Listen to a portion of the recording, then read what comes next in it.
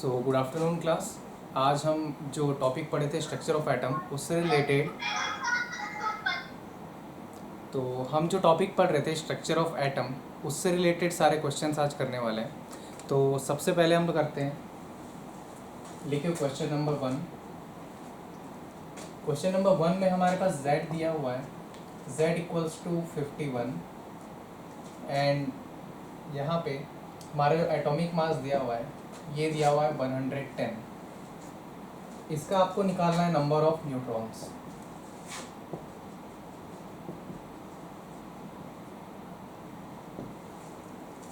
सो ये क्वेश्चन हमने किया हुआ है। देखिए एटॉमिक नंबर दिया हुआ है z equals to 51, atomic mass दिया हुआ है 110। तो हमें क्या निकालना है? Number of neutrons. Number of neutrons निकालने का फॉर्मूला था m equals to p plus m। यहाँ पे एटॉमिक मास हमें दिया हुआ है, p क्या हो जाता है? p बराबर हो जाता है z के। तो यहाँ पे देखिए 110 इक्वल्स टू p हमने लिख लिया 51 प्लस n। तो n की वैल्यू आ गई 110 माइनस 51। इसको सॉल्व करेंगे तो n इक्वल्स टू हमें मिल जाएगा यहाँ पे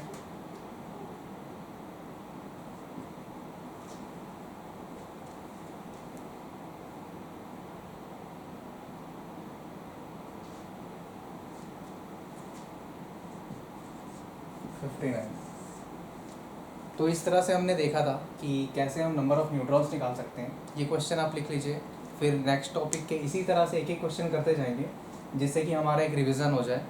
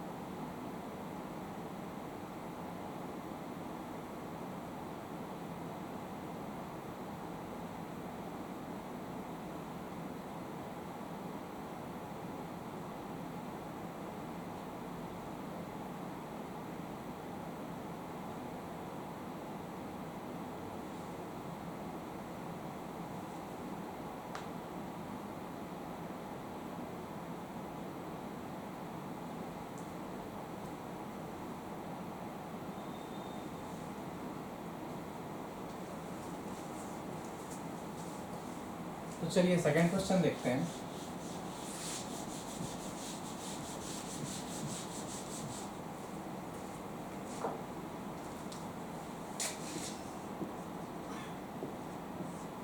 देखिए क्वेश्चन 2 में ये बोला जा रहा है कि हमारे पास एक फ्रीक्वेंसी दी हुई है। फॉर एग्जांपल एक रेडियो फ्रीक्वेंसी है जिसकी फ्रीक्वेंसी यहाँ पे गिवन है 3000 किलो हर्ट्ज़। तो हमारे पास एक फ्रीक्वेंसी दी हुई है 3000 किलो हर्ट्ज़। अब हमें ये पता करना है कि इस फ्रीक्वेंसी की जो वेव लेंथ है वो क्या हो। तो सभी लोग यहाँ पे देखिए, हमने पढ़ा है lambda equals to c upon nu. यहाँ पे लैम्डा हमारा वेव लेंथ है, सी है स्पीड ऑफ लाइट,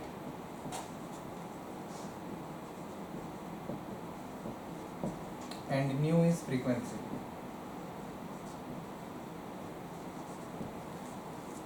तो यहाँ पे आप वैल्यू डालेंगे। सी की वैल्यू होती है 3 into 10 to the power 8 and nu की वैल्यू दी हुई है 3000 किलो हर्ट्ज़। ये किलो में दी हुई है, तो इसको आप हर्ट्स में जब लिखेंगे तो 3000 इंटू 10⁻³ हो जाएगा। उसके बाद आप सॉल्व करेंगे लैम्डा। तो देखिए क्या होता है, लैम्डा इक्वल्स टू हमने यहाँ वैल्यू रखा सी का, तो 3 इंटू 10⁸। देन फ्रीक्वेंसी हम रख रहे हैं 3000 इंटू 10⁻³ हर्ट्स, इसकी यूनिट आएगी मीटर पर सेकेंड। फिर लैम्डा इक्वल्स टू, यहाँ पे देखा जाए तो 3 इंटू 10⁸ अपॉन 3 इंटू 10⁻⁶, जिसकी यूनिट आएगी मीटर में। तो देखिए 3 कैंसिल हो जा रहा है, 10⁻⁶ और 10⁸ है। तो इसे सॉल्व करने के लिए मैं यहाँ क्वेश्चन मिटा देता हूँ। तो लैम्डा इक्वल्स टू 10⁸ जिसकी यूनिट है मीटर। तो लैम्डा इक्वल्स टू यहाँ पे आ गया 10⁻² मीटर। मीन्स जब हम एक फ्रीक्वेंसी लेते हैं जो कि है 3000 इंटू 10⁻³ हर्ट्स, तो उस केस में यहाँ पे जो वेव लेंथ है वो हमारे पास आएगी 10⁻² मीटर।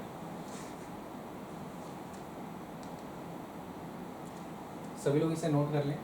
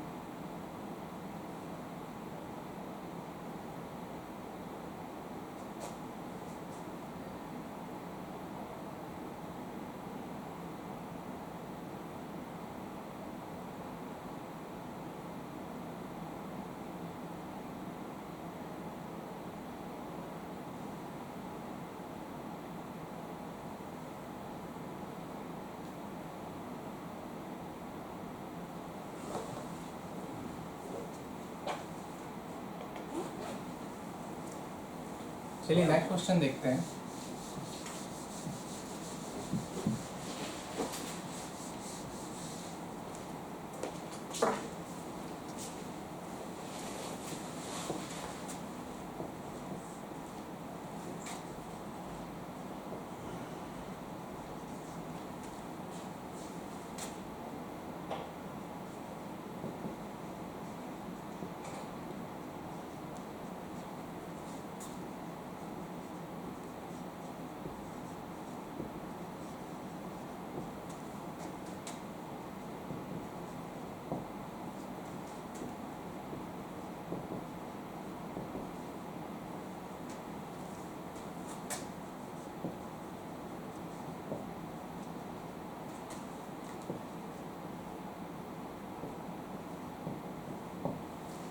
देखिए अगला क्वेश्चन ये बोल रहे हैं कि how many sub orbitals are associated with principal quantum number equals to 4। मतलब कि हमारे पास एक प्रिंसिपल क्वांटम नंबर दिया हुआ है, एन की वैल्यू हमें यहाँ दी हुई है 4। और इस n की वैल्यू जब 4 दी हुई है तो इससे कितने सब ऑर्बिटल्स लिंक्ड है या फिर एसोसिएटेड है। तो सब ऑर्बिटल्स निकालने के लिए हम क्या करते हैं, l equals to n minus one, यहाँ पे हमें l की वैल्यू मिल जाएगी 4 minus one, that is equals to 3। मतलब कि यहाँ पे इसके कितने ऑर्बिटल्स मिलने वाले हैं, 3, जो कि होने वाला है 0, 1, 2, 3। यहाँ से देख सकते हैं जब 0 होता है तब हमारे पास जो ऑर्बिटल मिलती है वो s, फिर आगे देखेंगे तो p, फिर d एंड फिर f। तो यहाँ पे हमने देखा कि हमारे पास जो सब ऑर्बिटल्स है वो एक्स्ट्रा कितने मिले हमें, 3 एंड 0 को मिला के टोटल 4। तो ओवरऑल यहाँ पे हमें कितने सब ऑर्बिटल्स मिल रहे हैं, 4 सब ऑर्बिटल्स मिल रहे हैं। जब n की वैल्यू 4 है तब हमें 4 सब ऑर्बिटल मिलेंगे, जब n की वैल्यू 3 होगी तब हमें 3 मिलेंगे, 2 होने पर 2 और 1 होने पर 1। जब देखिए n इक्वल्स टू जब 1 होता है तब l इक्वल्स टू हमारे पास होता है 0, बट ये भी एक सब ऑर्बिटल को इंडिकेट कर रहा है जो कि है हमारा s ऑर्बिटल। तो इस तरह से हम सब ऑर्बिटल निकाल सकते हैं। तो ये वाला क्वेश्चन आप लिख लीजिए।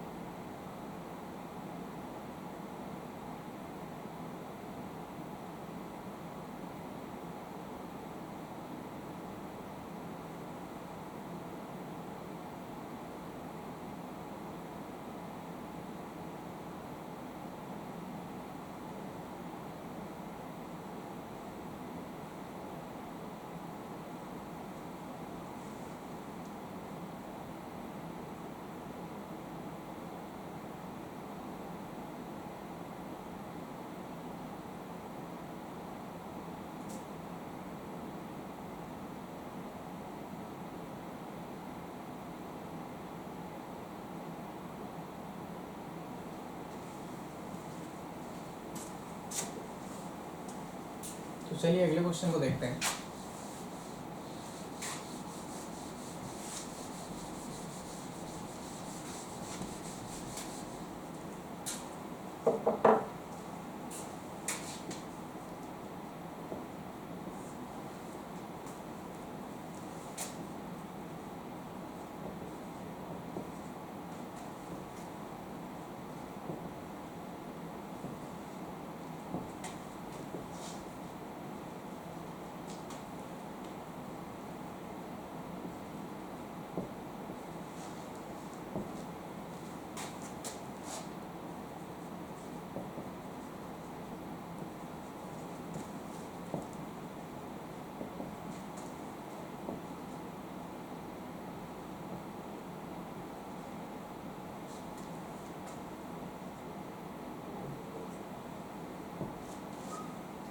तो देखिए क्वेश्चन हमारा दिया हुआ है, right quantum number of the last electron of atomic number 23। मतलब कि हमारे पास एक एलिमेंट है जिसके एटॉमिक नंबर 23 दी हुई है और यहाँ पे हमें उसके सारे क्वांटम नंबर्स लिखने हैं। तो सबसे पहले हम क्या करेंगे, जब भी इस तरह का क्वेश्चन आता है तो यहाँ पे हम करते हैं कि सबसे पहले इसका इलेक्ट्रॉनिक कन्फिग्रेशन लिखेंगे। इलेक्ट्रॉनिक कन्फिग्रेशन लिखने के लिए सबसे पहले आएगा 1s, फिर 2s, फिर 2p, फिर 3s, then 3p, then 4s and last 3d। तो देखिए सबसे पहले यहाँ पे s में जाएंगे 2 इलेक्ट्रॉन, यहाँ पे भी 2, p में टोटल 6 जाते हैं, फिर s में 2 इलेक्ट्रॉन, फिर p में 6। एक बार काउंट कर लेते हैं, 2 2 4, 4 and 6 10, 10 plus 2 12, 12 plus 6 18, 18 plus 2 20, 20 plus 3 23। तो ये रहा हमारा इलेक्ट्रॉनिक कन्फिग्रेशन। यहाँ से हमें पता चल गया कि किस ऑर्बिटल में कितने इलेक्ट्रॉन फिल होने वाले हैं। अब देखिए जो लास्ट इलेक्ट्रॉन हमने फिल किया है वो कहाँ पे किया है, 3D में किया है। तो उसकी क्वांटम नंबर अगर लिखनी है तो ये जो फर्स्ट में नंबर लिखा है ये उसका होता है प्रिंसिपल क्वांटम नंबर, तो n इक्वल्स टू इसकी मिल गई हमें 3। इसके बाद देखिए दिया हुआ है d के लिए हम लिखेंगे, देखिए n इक्वल्स टू 3 होता है तो l की वैल्यू हमारे पास क्या होती है, -3 से लेके +3 तक, यही होता है। s के लिए l की वैल्यू होती है 0, p के लिए l की वैल्यू होती है 1, d के लिए होती है 2। तो यहाँ पे हमारी l की वैल्यू क्या हो जाएगी, 2, ये हमने लिख लिया। इसके बाद आगे देखते हैं जो इलेक्ट्रॉन है, इलेक्ट्रॉन स्टार्टिंग के जो 5 इलेक्ट्रॉन्स होते हैं, मतलब हमारा जो d सब ऑर्बिटल है, यहाँ पे 5 ऑर्बिटल्स बनेंगे। तो ये रहा पहला इलेक्ट्रॉन, ये रहा सेकंड इलेक्ट्रॉन, ये रहा थर्ड इलेक्ट्रॉन। सबसे पहले यहाँ पे आता है dxz, dxy, then dyz, then dzx, then dx² minus z² and last में dz²। तो इस तरह से ये सारे बनते हैं। यहाँ पे देखिए m की वैल्यू क्या हो जाएगी, ये रहेगा -2, ये रहेगा -1, ये रहेगा 0, ये रहेगा 1 और ये रहेगा 2। तो हमें n की वैल्यू पता चल गई, m इक्वल्स टू यहाँ पे हमें मिल रहा है 0। सारे स्पिन अप की तरफ है तो यहाँ पे स्पिन हो जाएगा हमारा +12। तो ये रहे उसके सारे क्वांटम नंबर। क्वांटम नंबर लिखने के लिए सबसे पहले हमें क्या करना है, उसका इलेक्ट्रॉनिक कन्फिग्रेशन लिखना है। इलेक्ट्रॉनिक कन्फिग्रेशन लिख लिए तो लास्ट में जो इलेक्ट्रॉन फिल हुआ है वहाँ से हमें n और l की वैल्यू मिल गई। n और l की वैल्यू मिलने के बाद हम क्या कर रहे हैं, जो इलेक्ट्रॉन है उसे ऑर्बिटल में फिल कर रहे हैं। अब इलेक्ट्रॉन को जब ऑर्बिटल में फिल किया गया तो हमने पाया कि जो लास्ट वाला इलेक्ट्रॉन है ये सेंटर जो सब ऑर्बिटल है इसमें फिल हुआ है, जिसका हम नेम देते हैं 0। फिर यहाँ से आगे देखेंगे तो 0 में फिल होने के बाद इसका जो स्पिन है अप की तरफ होगा तो +12 हो जाएगा, और डुप्लेट्स में जब वो नीचे की तरफ होता है तब उसे लिखा जाता है -12। तो यहाँ पे हमें अप की डायरेक्शन में मिल रहा है तो हम यहाँ पे लिखेंगे +12। तो इस तरह से आप किसी भी एटॉमिक नंबर के लिए उसके सारे क्वांटम नंबर्स लिख सकते हैं। तो आप साथ में काम करिए, 23 के साथ आप 26 का भी सॉल्व कर लीजिए, एंड कोई भी डाउट्स हो तो आप डायरेक्टली पूछ सकते हैं अभी।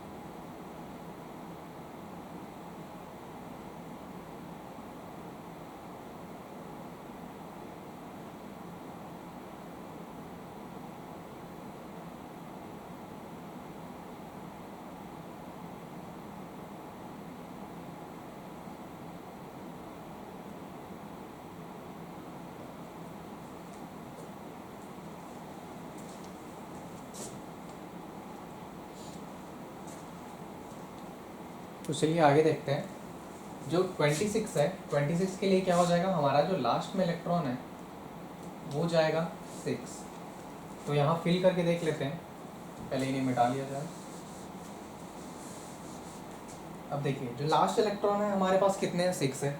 तो 1 2 3 4 5 एंड दिस वन इज 6। तो हमारे पास जो लास्ट इलेक्ट्रॉन है वो गया है XY ऑर्बिटल में।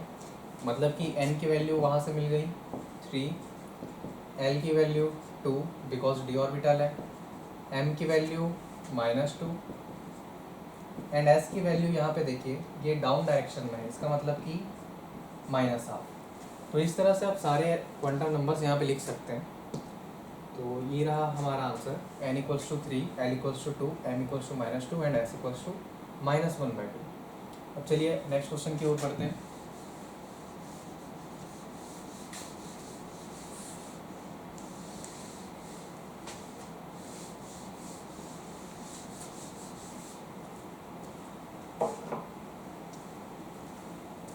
तो देखते हैं आगे 5th question.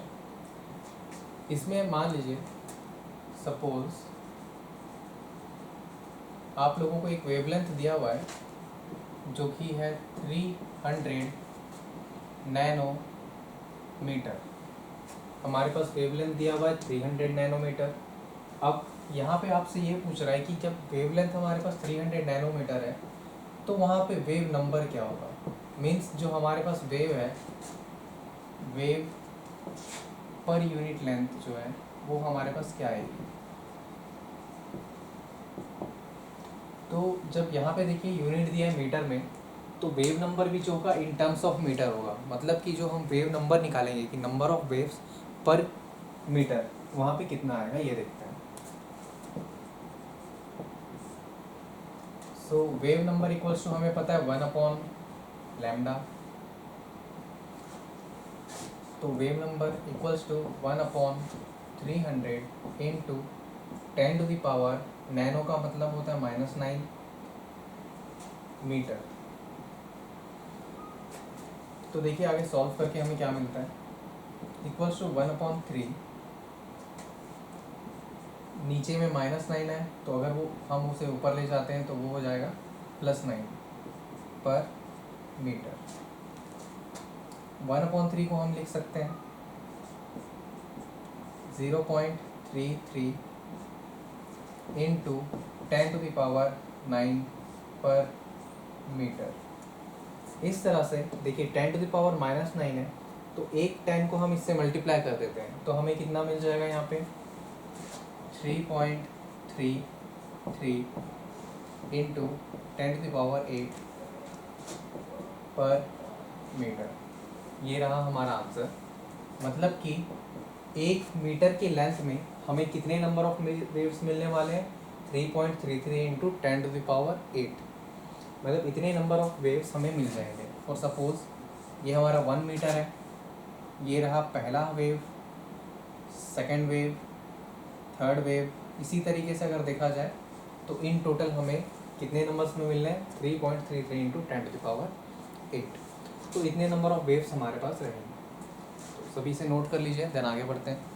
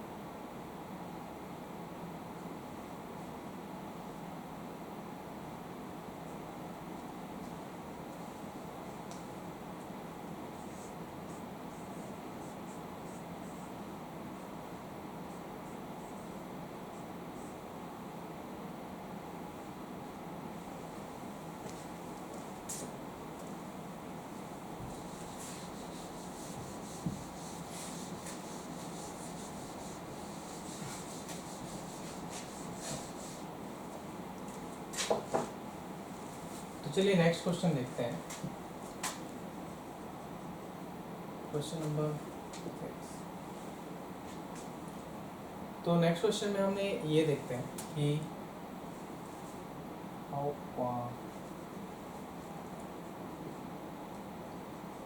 in which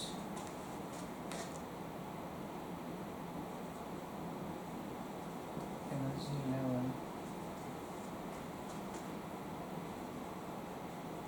does an electron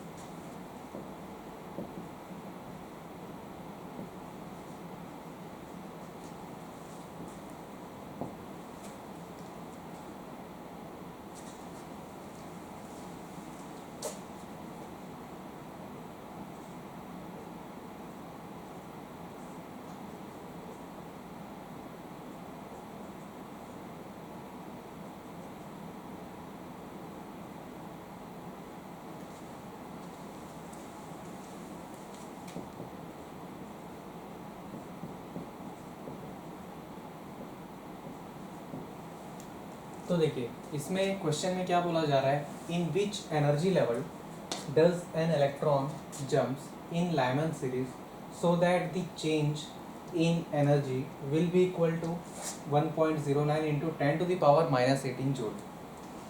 तो मतलब कि यहाँ पे क्या दिया गया है, सबसे पहले हमें सीरीज जो गिवन है वो है लाइमन सीरीज। देन हमें ये पूछा जा रहा है कि वो किस एनर्जी लेवल से जंप करेगी, तब जाके हमें जो चेंज इन एनर्जी है वो मिल रहा है 1.09 इंटू 10⁻⁻18 जूल। तो यहाँ पे हम देखते हैं आगे सॉल्यूशन में, हमें गिवन है लाइमन सीरीज,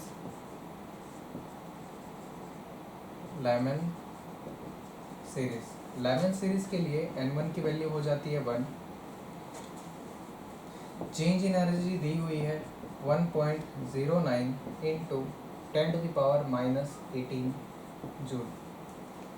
डेल्टा ई का हमने फॉर्मूला देखा हुआ है जो कि होता है RH Rydberg constant into 1/n1 square minus 1/n2 square, ये हमने देखा हुआ है। तो यहाँ पे आप वैल्यू पुट अप करके सॉल्व करके देखिए, यहाँ क्या दी हुई है 1.09 इंटू 10⁻⁻18, RH की वैल्यू होती है, सॉरी क्वेश्चन में यहाँ पे माइनस आएगा, तो माइनस 2.18 इंटू 10⁻⁻18 1/n1 की स्क्वायर मतलब कि 1 माइनस 1/n2 की स्क्वायर, जो कि हमें फाइंड आउट करनी है। यहाँ पे आप सॉल्व करके देखेंगे, माइनस माइनस कट जाएगा, 10⁻⁻18 राइट हैंड साइड भी है, 10⁻⁻18 लेफ्ट हैंड साइड भी है, फिर 1.09 और यहाँ पे है 2.18, मतलब कि 1.09 1 सा, 2.18 2 सा। अब आगे देखते हैं, इसे यहाँ सॉल्व कर लेते हैं। यहाँ पे हमें क्या मिला, 1 इक्वल्स टू 2 इंटू 1/n1 जो कि है हमारा 1 माइनस 1/n2 जिसकी वैल्यू दी हुई है, सॉरी हमें फाइंड आउट करनी है n2 स्क्वायर, इस तरह से बनेगा। यहाँ पे फिर आगे देखें तो 1 minus 1/n2 square equals to 1/2, ये हो गया।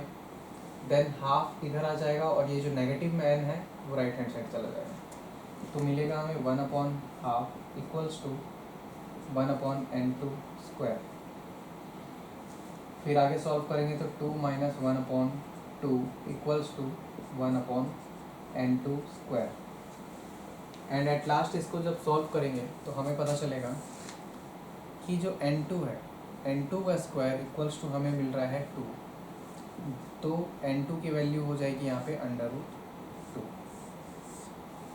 तो इसका मतलब ये एक हाइपोथेटिकल ऑर्बिट है जिसकी ऑर्बिट की वैल्यू दी हुई है √2। मतलब कि हमारा जो लाइमन सीरीज़ है, हमने देखा था n इक्वल्स टू 1 पे रहता है, ये 2 से 1 पे जंप करता है, देन 3 से 1 पे जंप करता है, इस तरह से अलग अलग लाइन से जंप करता है। तो कहीं 2 और 3 के बीच में एक लाइन होगा जिसे हम 1 और 2 के बीच में, जिसे हमने कहा √2। ये इस ऑर्बिट से जंप कर रहा है कहाँ पे? फर्स्ट ऑर्बिट में।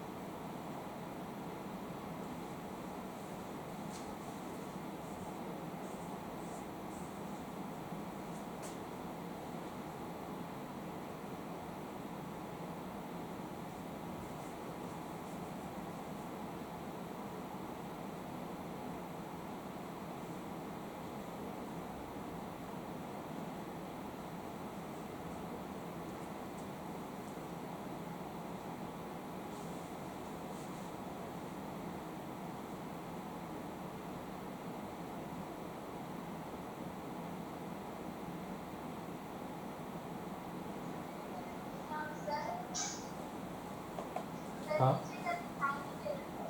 एक मिनट। हाँ हाँ, एक मिनट मैं चेक करूँ।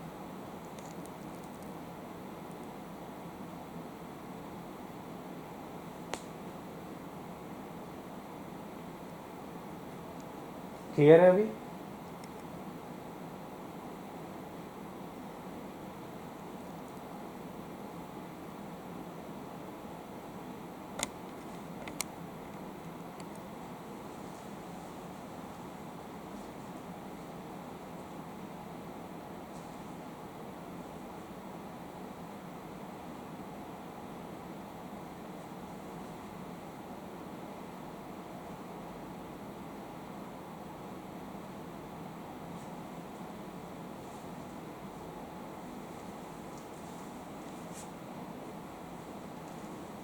तो चलिए आगे लिखते हैं।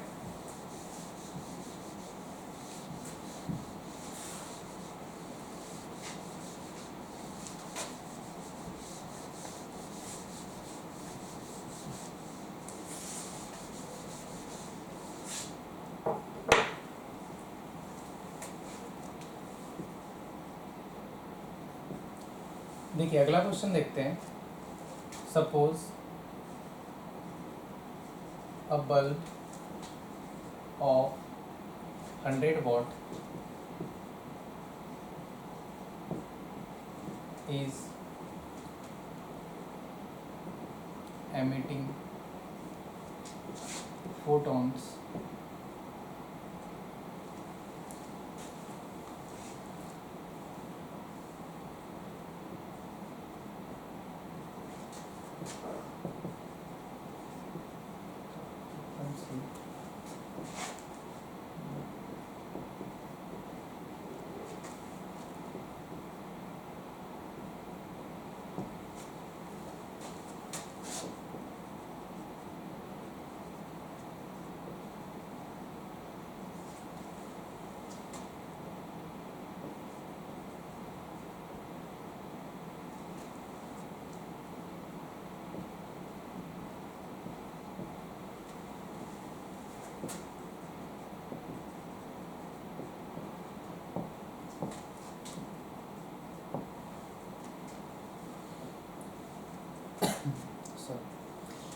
देखिए नेक्स्ट क्वेश्चन में ये बोला गया है a bulb of 100 watt is emitting photons with a frequency of 6.626 kilo hertz then how many photons will be emitted in 1 second.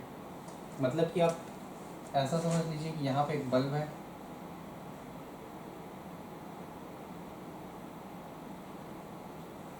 ये एक बल्ब है, इससे बहुत सारे क्या निकल रहे होंगे, इलेक्ट्रोमैग्नेटिक वेव्स निकल रहे होंगे, जिन्हें हम क्या बोलते हैं, इन टर्म्स ऑफ फोटॉन्स भी कहा जाता है। ठीक है, ये फोटॉन्स निकल रहे हैं, उनकी फ्रीक्वेंसी कितनी दी हुई है 6.626 किलो हर्ट्ज। तो हमें ये पता करना है कि अगर ये बल्ब 100 वॉट का है तो वहाँ से 1 सेकंड में कितने नंबर ऑफ फोटॉन्स मिल रहे होंगे। तो चलिए इसके कैसे सॉल्व करते हैं देखते हैं। E इक्वल्स टू हमें पता है H न्यू होता है, H अपॉन न्यू होता है। E क्या है, यहाँ पे जो एनर्जी एमिट हो रही है, न्यू है जो हमारे पास उसकी फ्रीक्वेंसी है।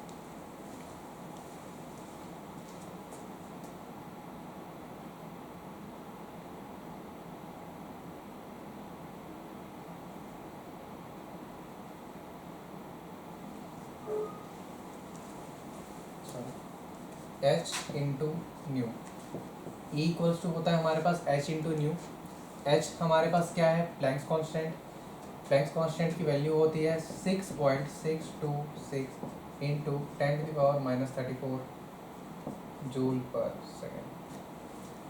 तो E की वैल्यू हमें दी हुई है 100 वॉट, टोटल एनर्जी हमें पता है कितना है 100 वॉट है। फिर हमारे पास फ्रीक्वेंसी दी हुई है 6.626 किलो हर्ट्ज।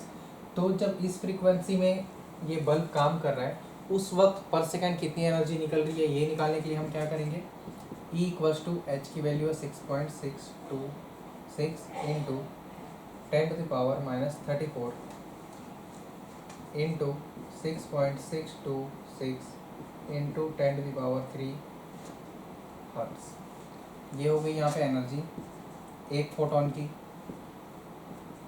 तो 6.626 इंटू 10⁻⁻34 है, यहाँ पे 6.626 का स्क्वायर हो गया, यहाँ पे 10⁻⁻34 है इंटू 10⁻³ इसे सॉल्व करेंगे तो 6.6 एज्यूम कर लेते हैं कि ये 7 है, 7 7 ज़ा अप्रॉक्सीमेटली हमें मिलेगा 49 इंटू 10⁻⁻34 प्लस 3। जब भी कोई दो नंबर मल्टीप्लाई में होता है और सेम होते हैं और उनके पावर अलग होते हैं तो पावर में क्या हो जाता है, प्लस हो जाता है। जैसे कि a की पावर m इंटू a की power m equals to a की पावर m प्लस m। ये मैथ्स का एक छोटा सा फॉर्मूला है। इसके आगे देखते हैं 49 इंटू 10⁻⁻31 जूल। हमारे पास आ गया है कि एक फोटोन में कितनी एनर्जी है, 49 इंटू 10⁻⁻31 जूल। यहाँ पे देखिए बल्ब की जो एनर्जी दी हुई है ये किस में दी हुई है, वॉट में दी हुई है। तो हम वॉट को सबसे पहले जूल में कन्वर्ट कर लेंगे एंड देन पर फोटोन के साथ डिवाइड कर देंगे। तो हमें मिल जाएगा कि वहाँ पे नंबर ऑफ़ फोटॉन्स कितने थे। फॉर एग्ज़ाम्पल यहाँ पे देख लीजिए, टोटल हमारे पास मान लीजिए एनर्जी है कैपिटल ई टी, मतलब कि नंबर ऑफ़ फोटॉन्स उसमें होंगे एन, और एक फोटोन की एनर्जी होगी ई वन। तो एन इक्वल्स टू हमें मिल गई E T upon E one. तो यहाँ से हम निकाल सकते हैं कि नंबर ऑफ़ फोटॉन्स वहाँ पे कितने होंगे। तो आप लोग फाइंड आउट कर लीजिए। सबसे पहले 100 वॉट्स को आप किस में कन्वर्ट करेंगे, जूल में। देन एक फोटोन की कितनी जूल वैल्यू दी हुई है, 49 × 10⁻31। इन दोनों को यहाँ पे पुटअप करेंगे तो आपको मिल जाएगा नंबर ऑफ़ फोटॉन्स कितने।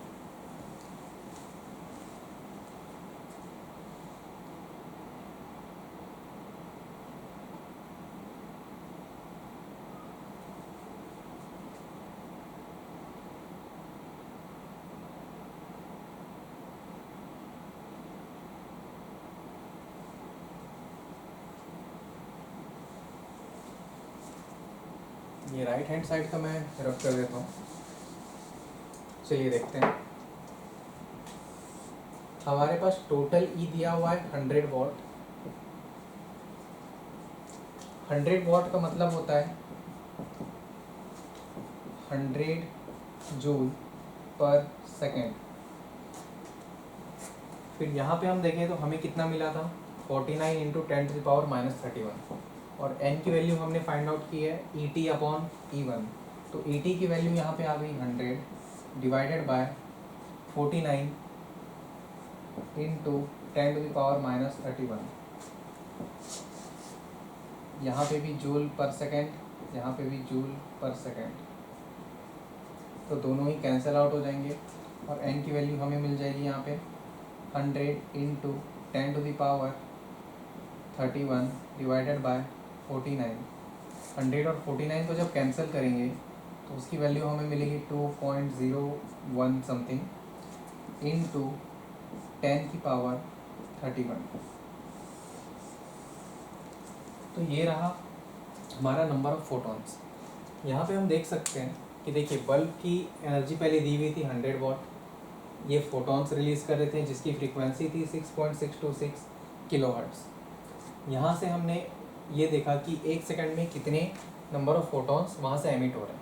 तो उसके लिए सबसे पहले ये फॉर्मूला लगाया, E = h/nu। h है हमारा प्लैंक्स कांस्टेंट। प्लैंक्स कांस्टेंट की वैल्यू होती है 6.626 × 10⁻34। देन E1 = हमने h की वैल्यू रखी, न्यू की वैल्यू रखी। वहाँ से हमें एक फोटोन की एनर्जी मिल गई 49 × 10⁻31 जूल। मतलब कि लाइट जो एमिट हो रही है वहाँ से जो एक फोटोन गुजर रहा होगा उसकी एनर्जी है 49 × 10⁻31। और टोटल नंबर ऑफ़ फोटॉन्स निकालने हैं तो हमें क्या करना पड़ेगा, total energy = n × number of energy of photon. तो n = E1 हमने यहाँ नीचे भेज दिया, तो 80/E1 हुआ, जिसकी वजह से यहाँ पे नंबर ऑफ़ फोटॉन्स हमने फाइंड आउट कर लिया, जिसका नंबर है 2 × 10⁻31। मतलब एक सेकंड में इतने सारे फोटॉन्स उस लाइट से एमिट हो रहे हैं।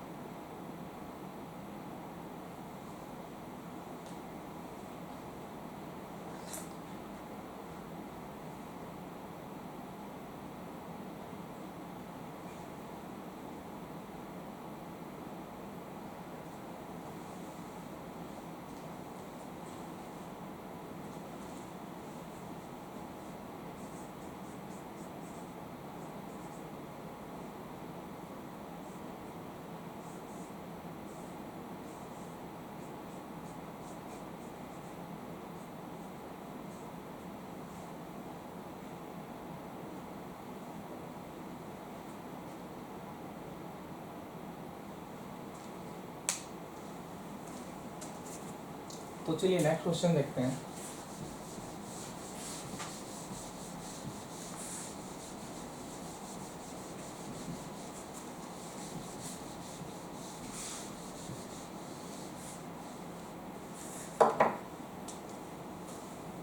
नेक्स्ट क्वेश्चन हमारे पास दिया हुआ है, the threshold frequency new not for a metal is given by. हमारे पास एक मेटल सरफेस है, उसकी जो थ्रेशोल्ड फ्रीक्वेंसी है वो दी हुई है 7 × 10⁻14 पर सेकेंड। अब हमें कैलकुलेट करना है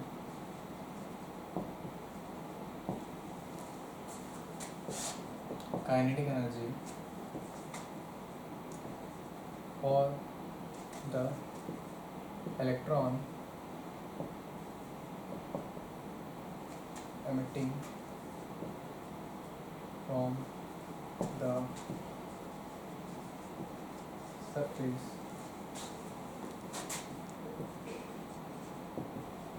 receiving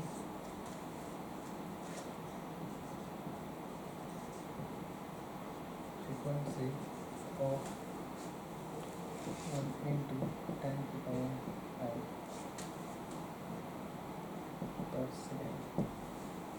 देखिए हमारे पास दी हुई है the threshold frequency new not for a metal is given by 7 × 10⁻14 पर सेकेंड। मतलब कि जो हमारे पास एक मेटल सरफेस है, इसकी थ्रेशोल्ड फ्रीक्वेंसी दी हुई है। देन क्या बोला गया है कि हमें क्या कैलकुलेट करना है, काइनेटिक एनर्जी किसकी, इलेक्ट्रॉन की। यहाँ पे एक फ्रीक्वेंसी ऑफ रेडिएशन आई होगी, इससे टकराई होगी, देन इसके इलेक्ट्रॉन जो होंगे थ्रेशोल्ड फ्रीक्वेंसी की वजह से वो बाहर आएंगे। बाहर आने के बाद वो क्या करेगी, जो एक्स्ट्रा फ्रीक्वेंसी है उससे वो एनर्जी में कन्वर्ट कर लेगी, जो कि है हमारा काइनेटिक एनर्जी। उस काइनेटिक एनर्जी का यूज़ करके वो आगे ट्रैवल करेगी। तो हमें यहाँ पे ये पूछ रहा है कि वो जो काइनेटिक एनर्जी होगी वो टोटल कितनी होगी। तो हमने देखा था फोटो इलेक्ट्रिक इफेक्ट में E = E0 + KE। E जो है टोटल एनर्जी है, जो रेडिएशन से एनर्जी आ रही है वो, जिसे हम लिखते हैं h/nu। E0 होता है h nu0 plus kinetic energy होता है 12mv²। तो हमें यही निकालना है 12mv²। तो h nu0 को हम क्या करेंगे, लेफ्ट हैंड साइड ले जाएंगे। तो h/nu - h/nu0 = काइनेटिक एनर्जी। इसे हम ऐसा भी लिख सकते हैं KE = h/nu - nu0। ये भी लिखा जा सकता है। अब इसके बाद देखिए हमारे पास h की वैल्यू हमें पता है 6.626 × 10⁻34। न्यू की वैल्यू दी हुई है 1 × 10⁵ एंड nu0 की वैल्यू है 7 × 10⁻14 पर सेकेंड। तो ये सारे वैल्यूज जब यहाँ पे रखेंगे तो हमें किसकी वैल्यू मिल जाएगी, काइनेटिक एनर्जी की। कौन सी, किसकी काइनेटिक एनर्जी, जो इलेक्ट्रॉन यहाँ से, या फिर कहा जाए इलेक्ट्रॉन जब जंप कर जाता है तो वो फोटोन का रूप ले लेता है, तो उस फोटोन की एनर्जी मिल जाएगी। तो इस तरह से हम कैलकुलेट कर सकते हैं, सभी लोग इसे कैलकुलेट कर लें।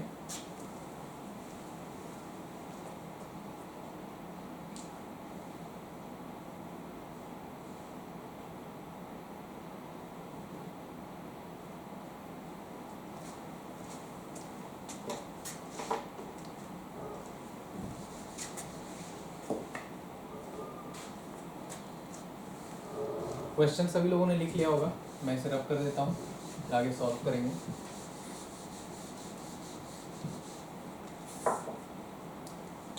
देखिए हमारे पास KE = h की वैल्यू है 6.626 × 10⁻34। देन न्यू की वैल्यू दी हुई थी 1 × 10⁻14 15 माइनस न्यू नॉट की वैल्यू दी हुई थी 7 इंटू 10 की पावर 14। अब इसे हम सॉल्व करेंगे तो 6.626 इंटू 10 की पावर माइनस 34 इंटू यहाँ पे देखिए 10 की पावर 14 है, यहाँ पे 10 की पावर 15 है, तो हम एक 10 को 1 पे ले जाएंगे तो ये मिलेगा हमें 10 into 10 to the power 14 minus 7 into 10 to the power 14। इसे सॉल्व करने पर हमें मिलेगा 6.626 into 10 to the power minus 34। Then आगे सॉल्व करेंगे तो हमें मिलेगा into 3 into 10 to the power 14।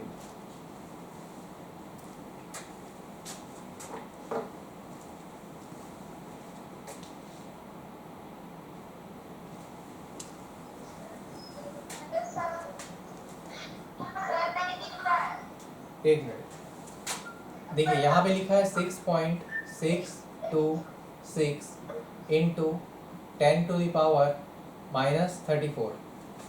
इसके बाद है यहाँ पे 10 into 10 to the power 14 minus 7 into 10 to the power 14। इसे हमने सॉल्व किया तो हमें क्या मिला, 10 minus 7 3, 10 to the power 14 10 to the power 14 पे आ गया, और यहाँ पे 6.626 into 10 to the power minus 33 था h की वैल्यू, वो वैसे ही आ गई।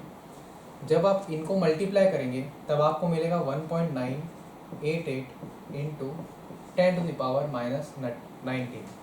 ये उसकी काइनेटिक एनर्जी है, तो एनर्जी का यूनिट होता है हमारा जूल। तो यहाँ पे हमने निकाला काइनेटिक एनर्जी कैसे फाइंड आउट करें। सभी को क्लियर होगा?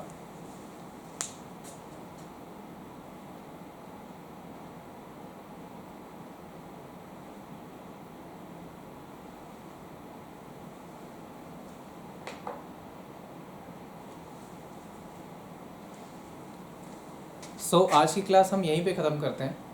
तो नेक्स्ट हम देखेंगे कि नेक्स्ट टॉपिक क्या है और उससे रिलेटेड फिर क्वेश्चन करेंगे। Thank you.